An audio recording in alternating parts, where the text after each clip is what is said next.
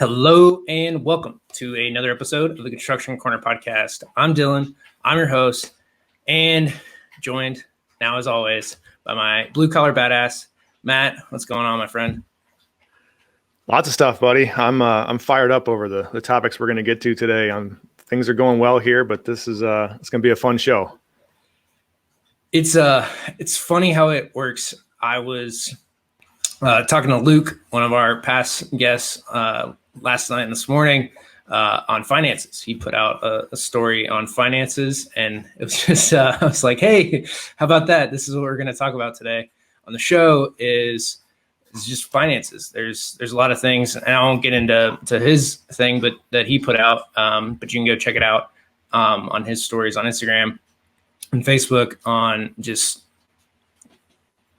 charging full price, not letting your customers use you as a bank, which is all the stuff that we're going to get into today.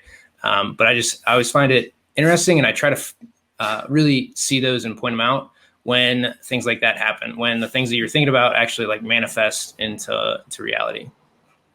It's pretty cool when that happens. And I didn't see Luke's post yesterday, but I've talked with him before about it. He's got a lot of good points, especially from the subcontractor side. That's a whole different world than I'm used to personally. I mean, we deal with subs all the time, obviously, but on a different relationship. And I got to tell you, those guys in a normal construction project, they face a huge burden as far as cash flow, and they kind of become a bank, just the way that our current system is set up. And it's really sad to see that people can't pay their bills on time. Right? At the end of the day is what it comes down to, or they're hesitant, or they're purposely not paying. And that's a whole other problem.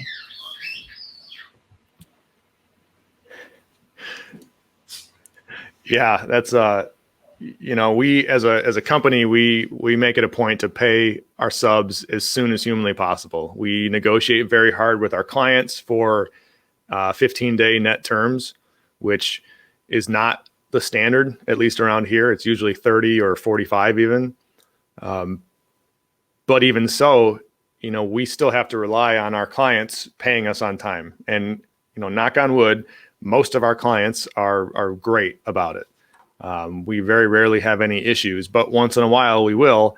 Things will get caught up and tied up in some, low-level bureaucratic nonsense that they can't just write a check and leave it out the door that day. But again, those are few and far between, and we make a definite effort to pay subs because, those guys are out basically 90 days. The typical subcontractor in trade work is out 90 days. So they buy their material, and then they have 30 days till they have it all on site.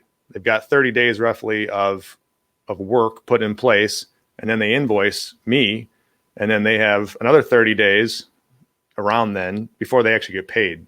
So the need for capital and for credit lines and all that stuff is hugely important for our trades. Yeah, and I did an episode with, I'd have to go back and look, on financing, and that's exactly what they did, was to help subs at least pay for materials and material costs, so they didn't have to carry that. And then it's, like a couple percent is how they're making it, but it allowed subs to then be able to scale, because this is where a lot of them, run into trouble, is just financing the, cost of materials. Yeah, you have to have it up front, and it's an unfortunate reality. But if you don't have it already, either in capital, or you can't get it financed through either mobilization loans or credit lines, you can't play. And it's a shitty reality that we have to deal with. It shouldn't be that way, but that's what it is, because no one, it's different in the residential world. Residential construction, it's not abnormal at all. And in fact, it's probably the norm to ask for a deposit up front to get some amount of money from a client before you build them a house. In the commercial world, I'd get laughed out of every office I walked in if I said, hey, and by the way, we need X number of dollars up front to buy materials or to get our guys started. They'd say, no, get the hell out of here. We'll talk to someone else. And, on the GC side, that helps to foster a lot of animosity, between general contractors and subs, because I'm not a bank either, right? And we don't have the credit lines, frankly, that our subs do because of this relationship. So we can't necessarily just front our guys as much as we would want to. But then on the flip side, they kind of have the argument, well, why should we have to do it? And you can get in this never-ending spiral of argument and finger pointing, but until things much more globally change, that's just kind of the way it is. And I hate using that as an end-all answer. That's just the way it is and always has been. But in this case, it kind of it just is. Yeah, and one of the things that, I mean, for you guys that are in Schaefer that are doing really well is 15-day net terms. Again, like, you don't see that, and that, as little as that sounds, it makes a huge difference for everybody down the line in shaving 15 days off of it, or 30 if you're going 45, and then government is 90 days, right? So that's the other problem with government projects, is it's 90-day net terms. So things are going to be more expensive. So now you're carrying basically for 6 months, 120 days on a project, or more, 150, because you're on net 90. So you're going to just charge more to do those projects because of the financing terms on the back end. And then people wonder why, government projects are so expensive. It's, well, they don't pay. But that's a big part of it. And I mean, there's a lot of things in scheduling and scope and all that stuff that never gets settled, but pay is one of the big ones. And I don't blame anybody who charges more on projects like that. I don't want to pay and take out of my pocket to pay financing costs to sit around and wait for someone to pay me. I can't blame anyone who would raise their prices in that circumstance. And this is one of the things that Luke brought up, was don't ever give discounts in construction, especially because, or the other thing that I've gotten burned on is that we're going to have more work later, right? You're going to be on more projects down the line. I can't cash that check, right? That is a check I cannot cash.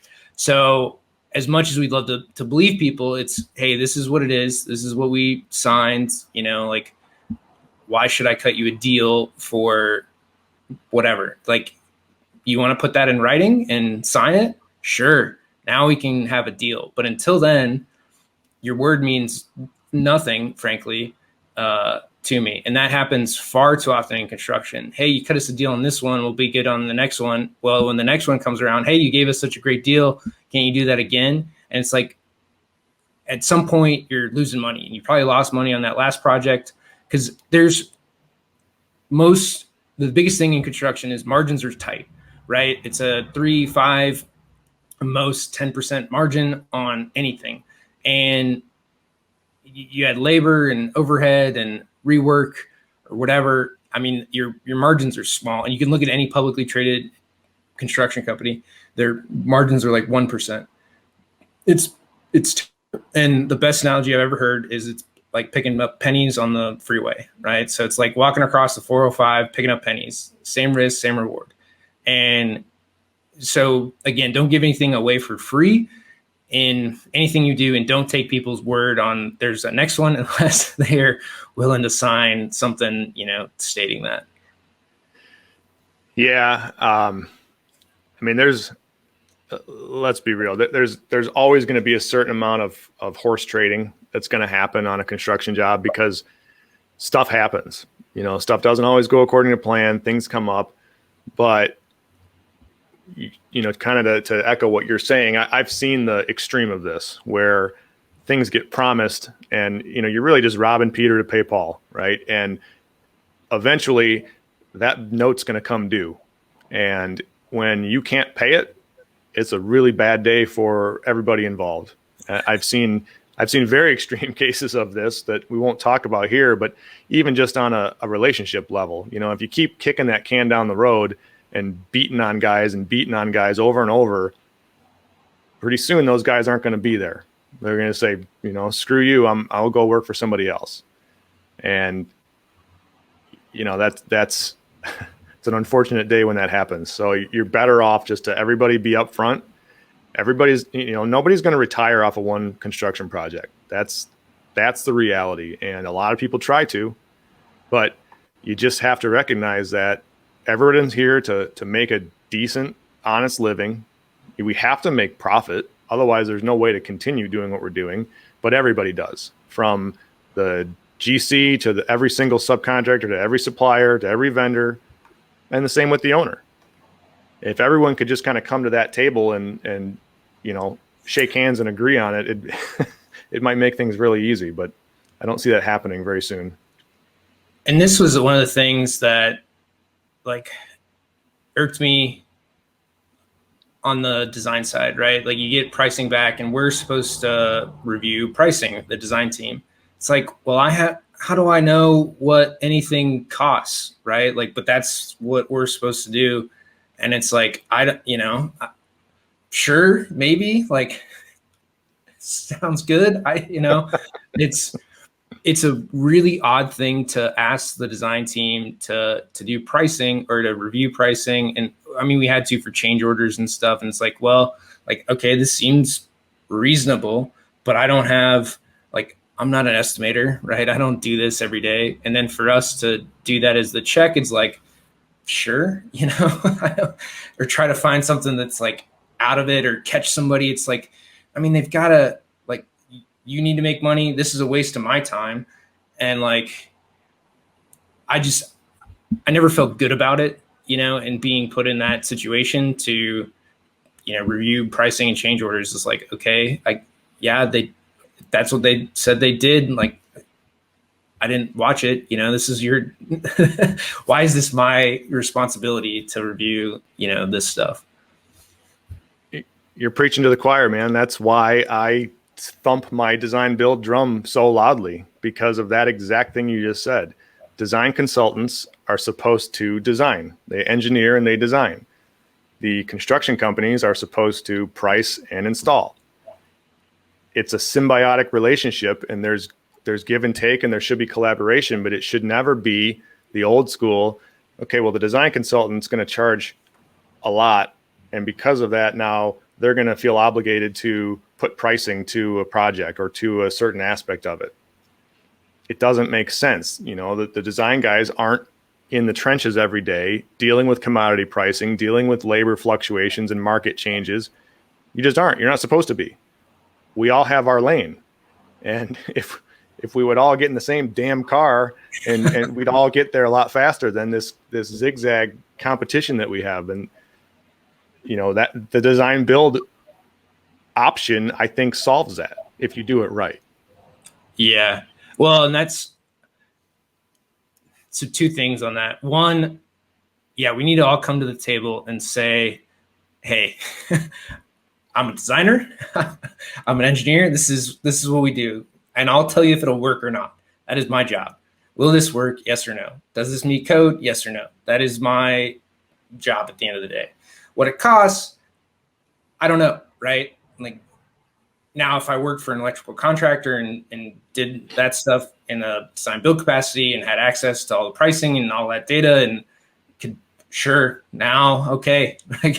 But at the end of the day, I'm not responsible for price. And then if you did it right, and this is so much to your point, because when I hear design build, it's some zombie monster of like design build. It's not fully integrated. It's not people like truly collaborating and dealing with price and, can this work? Will this work? What does it cost? And doing that back and forth on a very regular basis. It's typically, you go hire a traditional design team, they throw it back over the fence, and then you get some pricing and they say no, and know what? Right? That's typically how that conversation goes. But for like what you guys are doing and actually integrating it makes a whole lot of sense. I've been on board with design build for a long time. It makes way more sense to do that if you do it correctly and structure it, to where A&E is in-house. Yeah, because most of it's bullshit. Let's be honest. It's a term that's been around for a long time, and folks started using it as a marketing technique. We stopped using it. We use true design build now. on all of our marketing information and our media, because it's true design build. We'll pick our team from architects and engineers to our MEP team, sometimes our carpenters, and we'll have what we call a D&E meeting, a design and engineering meeting, where all of us will, at least we used to, sit in the same room. Now it's Zoom sometimes or whatever, but you get all of those different minds together. And like you said, we wouldn't ask you to frame walls, just like no one would ask me to design a riser diagram. It's not what I do. I don't know how to do that. But we get all of us in the same room and form this, really, it's like forming a mastermind, right? And you all work towards that same goal. You come up with a budget first, and you figure out how to fit everything inside it under that umbrella. And it's a beautiful thing when it works. Totally. And kind of it gets us to probably the big meat and potatoes of today's podcast is pricing, right? Like just in commodities prices, fluctuation of markets, what labor's doing, what pricing is doing, how long can we hold things, really everything that's going on in the market, right? There's the funny memes of flexing, right? So in 2021, the memes that I saw was guys, got this whole pile of toilet paper, right? That's the 2020 flex. In 2021, it's a pickup truck of plywood and some Dogecoin, right? Like those are the flexes here in 21 so far. But let's dig into commodities and pricing, and plywood in particular, right? Like a half bed of plywood, and really let's talk about some of the markets, how pricing gets set, and maybe some of the things that everyone's seeing the price increases, but they don't know why. And I really want to dig into the why and why this is happening, especially in commodities pieces like steel, wood, all that. So with that, I'll let you dig into this crazy world that we live in right now.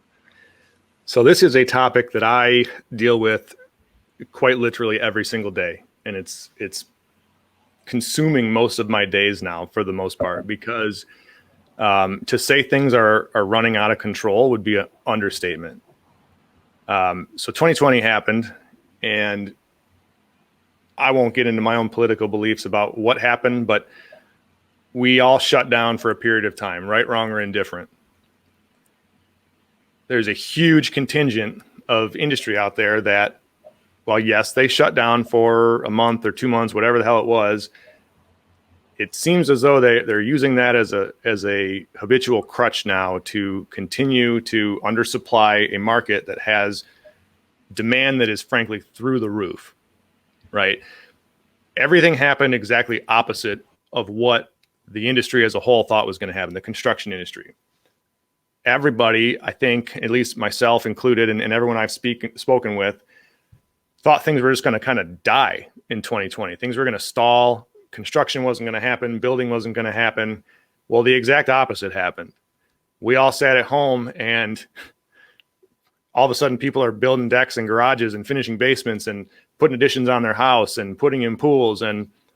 But that's on the residential side. On the commercial side, everything kept going. All the planning kept going. While we may not have been physically building for a little bit there, all of that planning, all of the pre-con, all of the design was still churning along at a furious pace. So now fast forward, and everything's still not opened up. Let's be real, but everything is closer now. The market has not recovered. So you look at, let's take lumber on the residential and commercial lumber. Lumber pricing in the last 12 months has tripled. Tripled. I'm going to say it one more time. Tripled. That is almost crippling to a construction project when one facet of it increases in cost that much. Now, there's all kinds of reasons. There's all kinds of speculations. The mills shut down. They reduced production.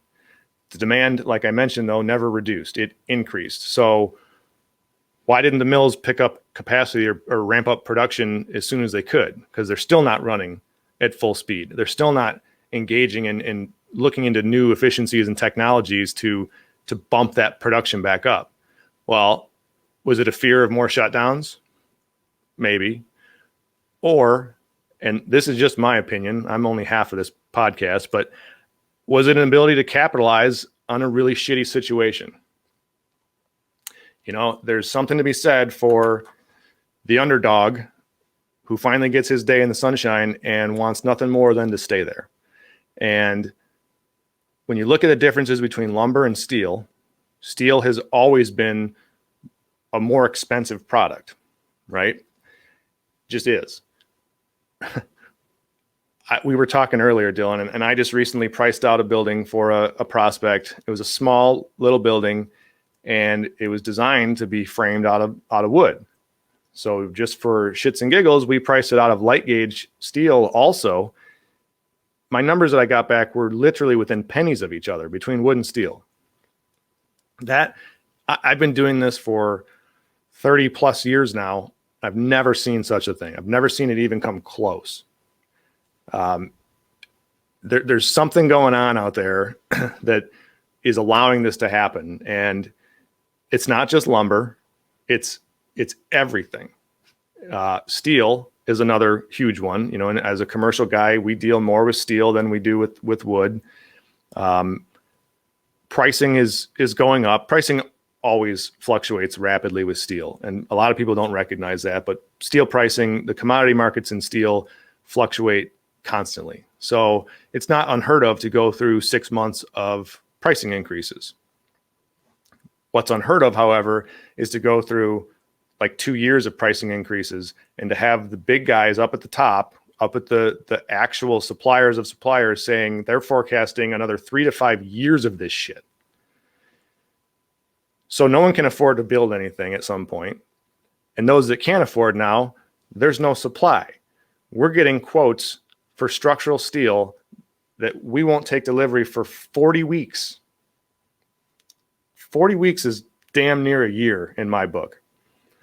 To plan a construction project with a 10-month lead time on a single item, and that just happens to be the single most important item of the project,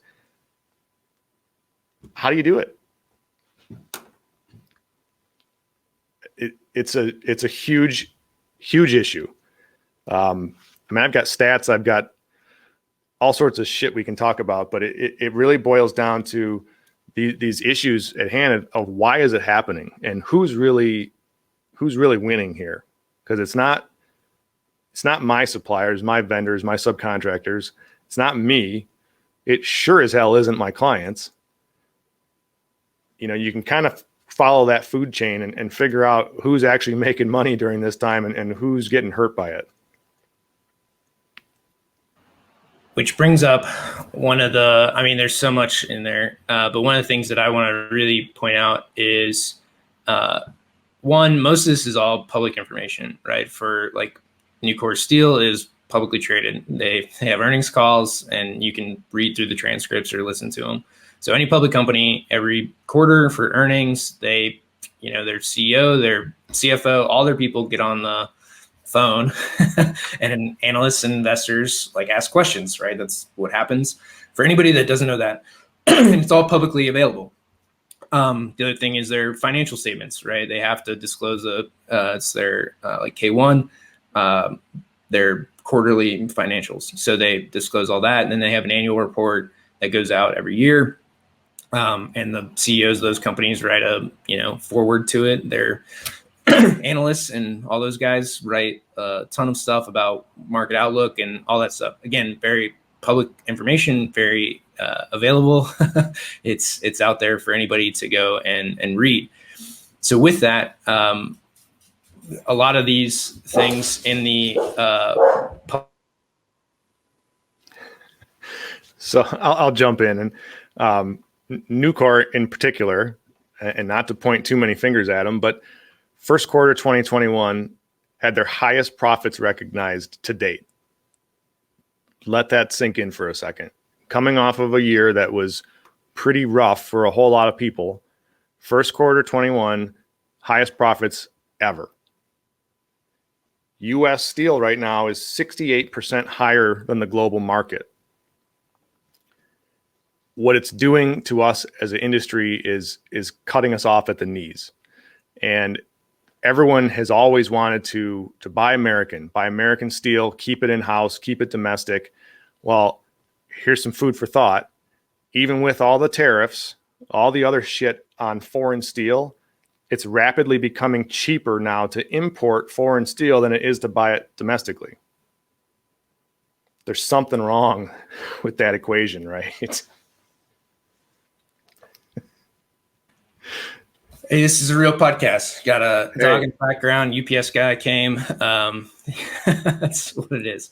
So 100%. And the thing that we have to understand, so commodities are traded on a global level.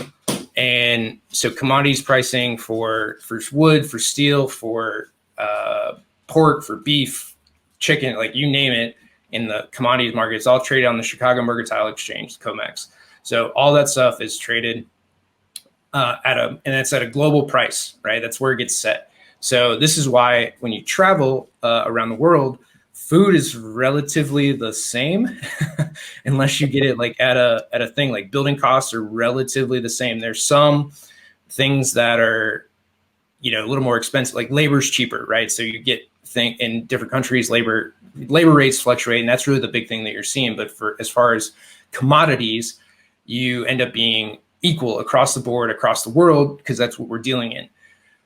But when we go to talk about like steel and wood and all these things being so far inflated, we don't necessarily have a supply issue. We can talk about, our mills ramping up or not. Are they putting in the required things to do it? Is there fear around it? That's a big, broad question in supply, but you can realistically, for the most part, like you can still get wood. You're just going to pay through the nose for it. Now, shape steel and structural steel, like you were saying, now you have a supply issue, right? 40-week lead time, that is a supply problem. But you also have to look at the demand side of these things and see like how, who is buying. And obviously in wood and stuff, we've had a big increase in demand with every single residential person doing a deck project, a home project, because they got nothing else. Like, where are you going to go? So let's build this stuff at home. So you have a big increase on the demand side. And like you were saying, when you look down the chain, so if price is set at the mercantile, right, at the market level, so those guys are trading, by the minute, by the second on wood prices, futures markets, all that type of stuff, because that's what it is. It's a futures market.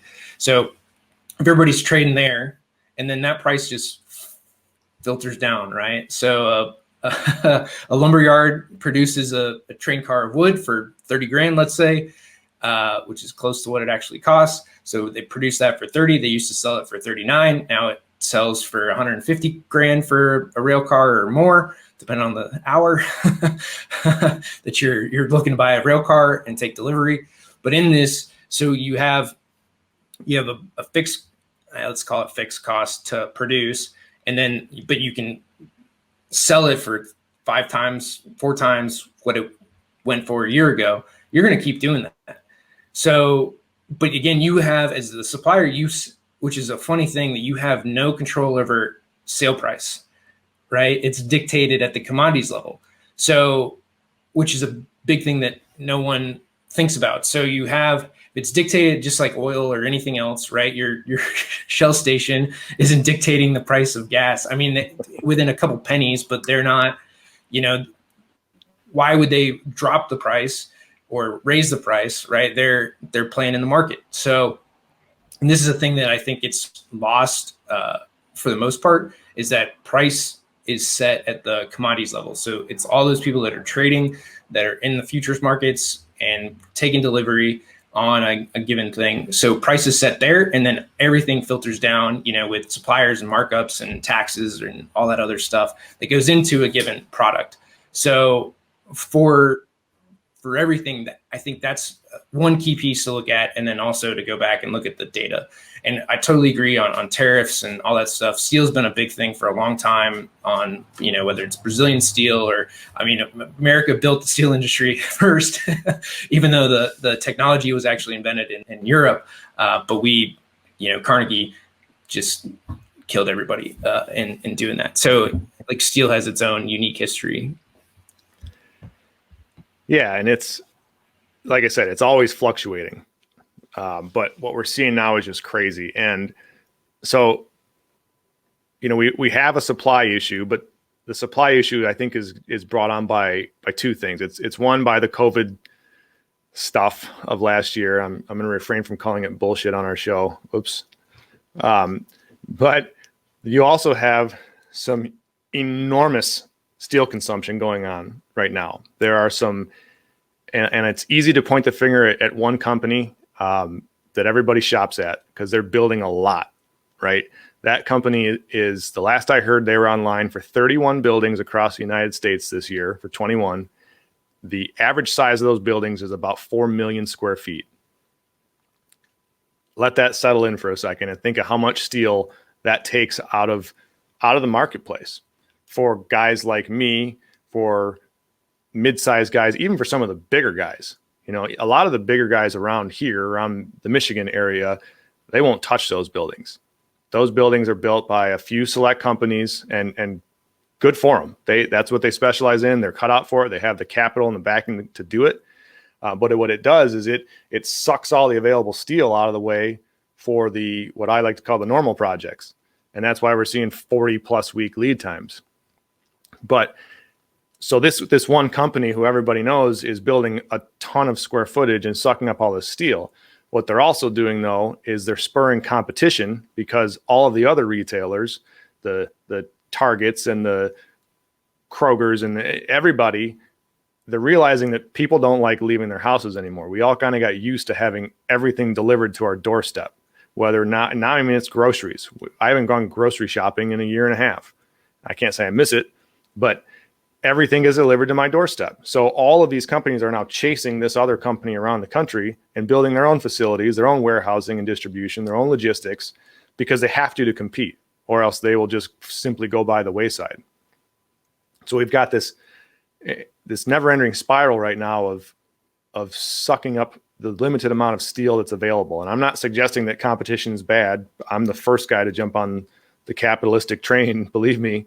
But I think there's other issues at play here that we got to figure out something. I'm not sure what the answer is. If I knew the answer, I wouldn't be probably podcasting. I'd be sitting in a high-rise office, counting my millions. But there's something that has to be done here, and we at least need to start talking about it out in the open, because it's a festering wound right now, and it's talked about behind closed doors. It's talked about in war rooms, and it's talked about on phone calls and emails with suppliers. But you don't hear a lot of people just ripping that Band-Aid off and getting pissed off about it. And that's, I think, what it's going to take, is us to get pissed off about it, to start talking, to start solving this problem, or we're all going to be really pissed off when the whole market collapses again and nobody's building anything. Yeah, so if you look at the Nucor's annual report, they did 2 million tons to outside customers in the first quarter of 21. And then you look at, let's just call it 120 million square feet of building. Let's call it, half a ton. I don't know what that math works out to be per square foot, but just call it, a quarter of that. So then you got 40, that's a full year's worth of Nucor steel, right? Is effectively, so you're taking one steel producer, one of the big ones, and taking everything that they can produce. So, I mean, that's a really simple math equation. And you can't, the other thing, so my wife's a geologist, and the thing on the other side of this, right, you need to pull ore out of the ground to produce steel. And in the US, mining regulations are insane. And in California, it's damn near impossible to start a mine. So and that's why like Elon is going and creating lithium and nickel mines in Nevada, where mining is accepted, and the deposits are there, but is to own that full supply chain, because you're not going to, the other big place for lithium is in China.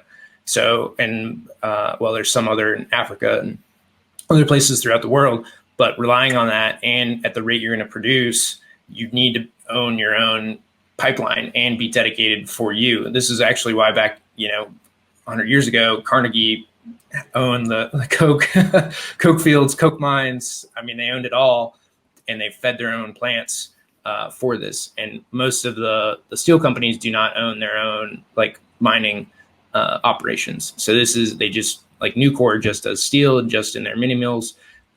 So this is the other like thing to think about in the supply is you can't ramp up like mine operations. You got to go and dig that stuff out of the ground to then, run and put it through a steel mill.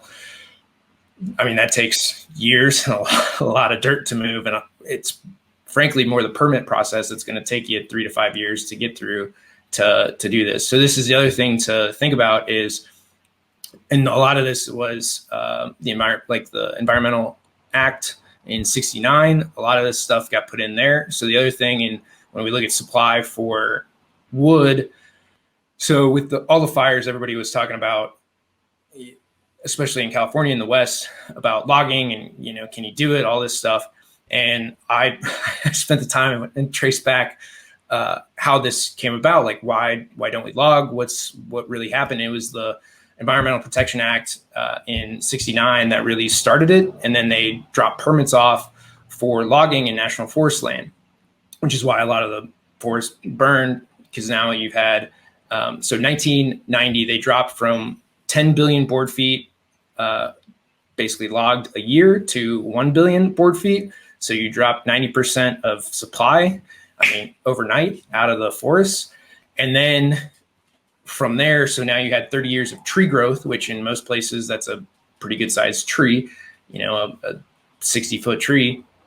So now it's perfect kindling for any fire to rip through. So that's the other side of this is when you start to look at like true, like where are you getting this stuff, right? You gotta log a tree if you want a house. You gotta mine some ore and pull some stuff out of the ground if you want steel. You gotta, not everything's dirt and clay, but a lot of that rock to go into cement is pulled out of rivers. We don't care about the fish if we're gonna do that. So it's what do you want and understanding where do you get all your stuff? Like, where's your water come from? Where's all the material come from to build all this stuff?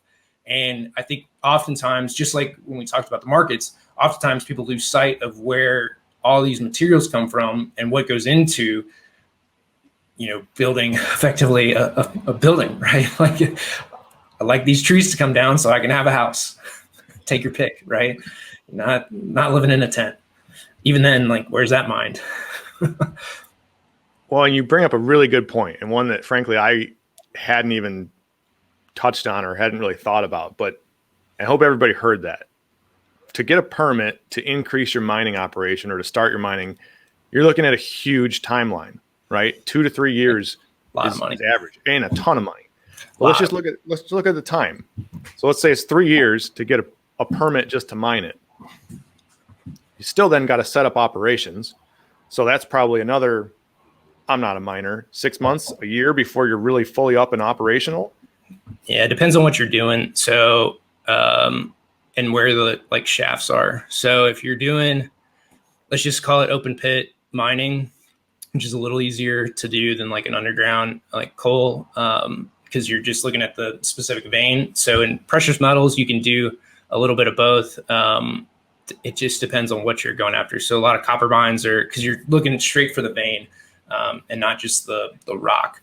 So typically they'll do underground because then they can go right to the vein and they just follow it all the way down.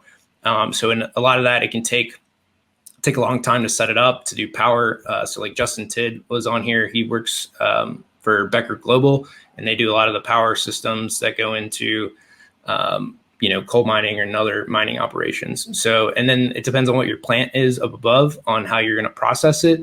But yeah, let's say 3 years to get permits. You got to go through legal and, everybody fighting to even start the mine or whatever. Depends on where you are, right? Like this is in America. We're talking about America. This is not like, middle of nowhere, Africa, and most of the mines are middle of nowhere, like Nevada, right? Nobody lives there. No one's even close to living there. Middle of nowhere. Like there are not people for days in the places that we're talking about in, Nevada, Utah, Arizona, which is where a lot of the mining is,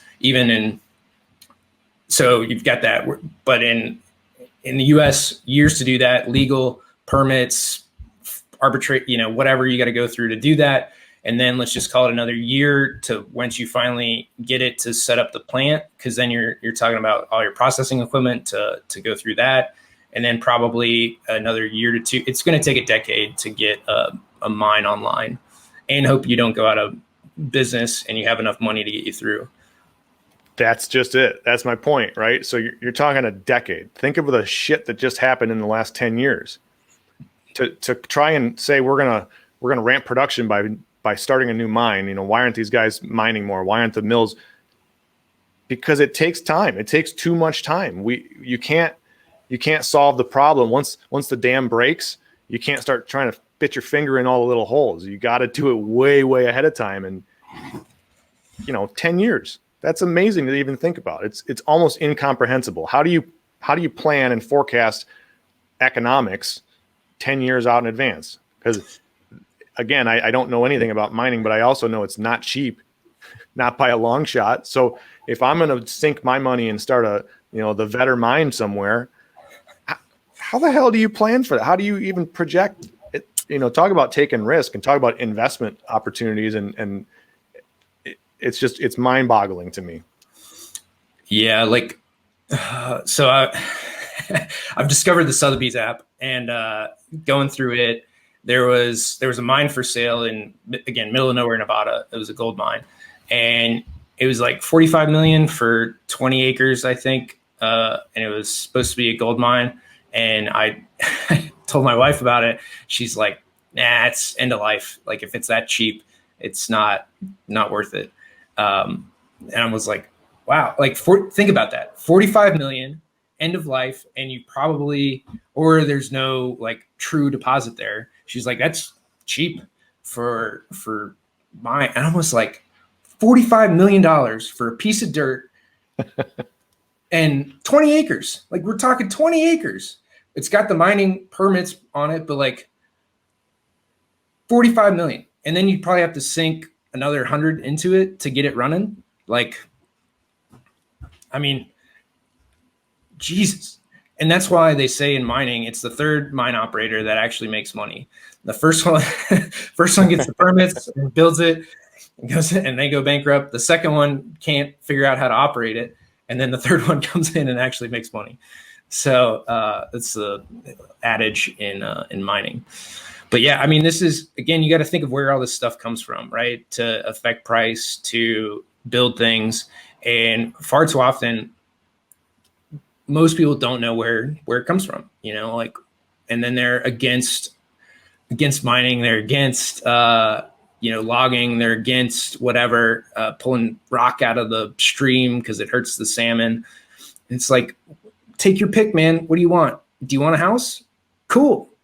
This is what we got to do. Do you not? Fine. Go live in a tent. Most of those environmentalists live in pretty nice houses.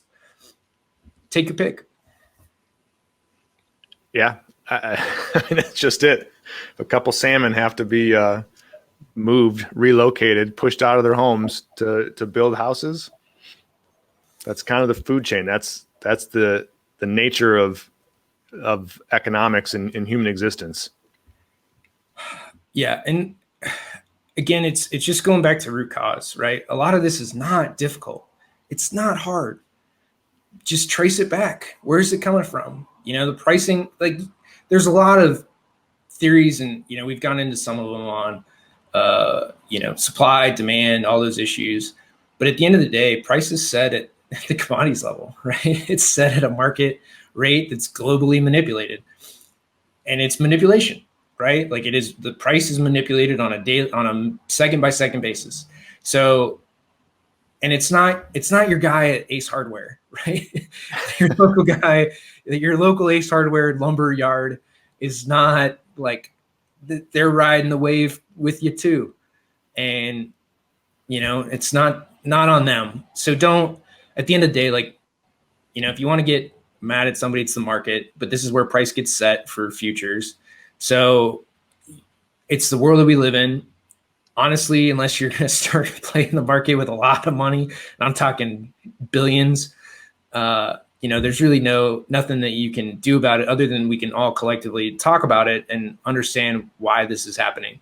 But to blame your suppliers, to blame anybody in the construction industry, to blame a distributor on price, they're riding it just like you are. So other than, having some understanding and some empathy or a lot of money, you're not going to be able to affect it a whole lot.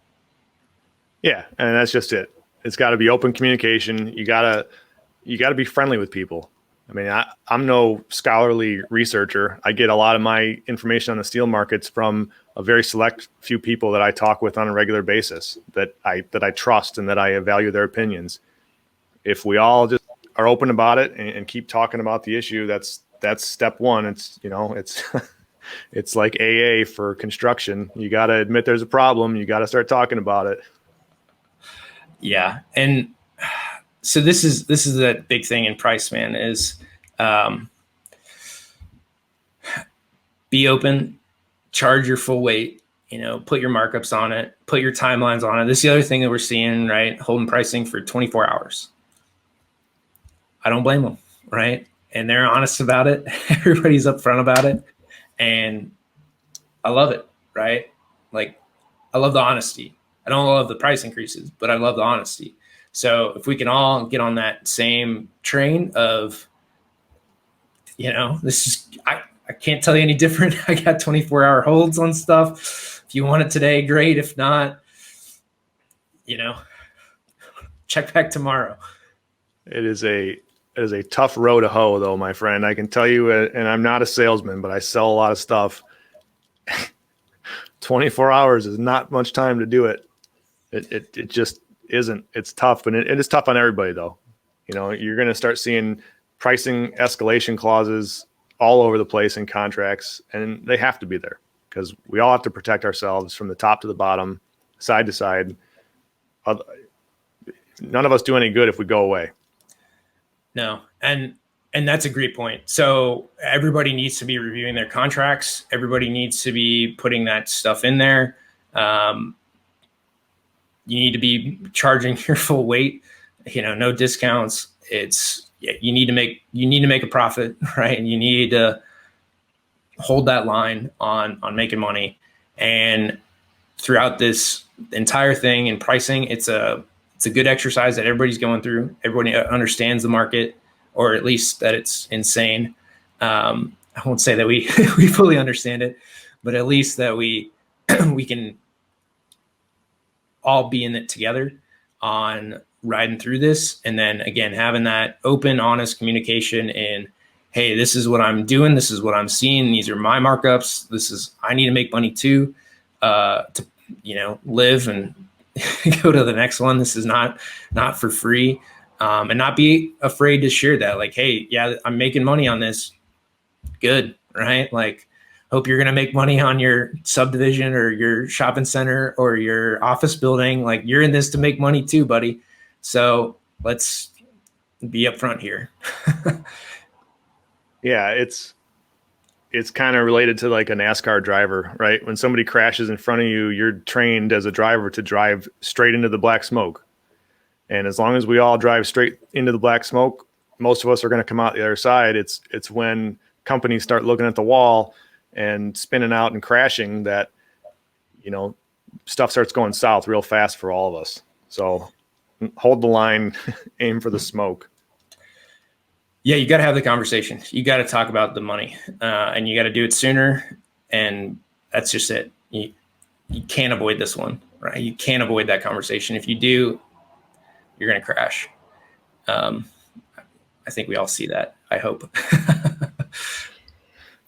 Well, Dillon, my friend, we're coming up on time here. I got to go because I've got pricing that's expiring in about an hour.